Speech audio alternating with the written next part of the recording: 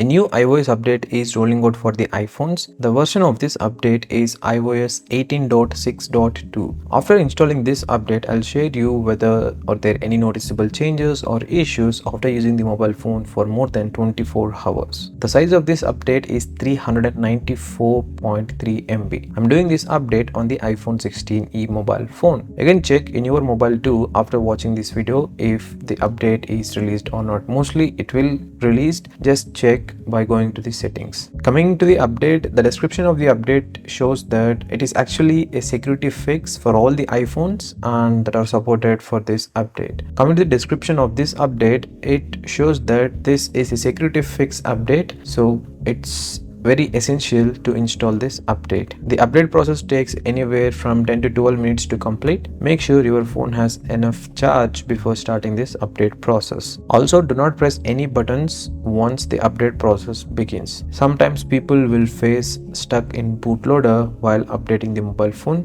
because of this main reason. Alright, after about 10 minutes, my phone was updated successfully. I used this phone for more than 24 hours before sharing it with you whether the mobile is good or not after this update. Coming to the noticeable changes, you don't notice anything. It's still the same. And coming to the data and the apps in the mobile phone, they still remain the same. No data wipe or factory reset is going to happen. Coming to the issues, no, not at all. Still my mobile is looking and feeling the same as before this update. Even the battery idle drain is also similar to before. So whether you can update this or not, yes, you can update it. There is no issues at all.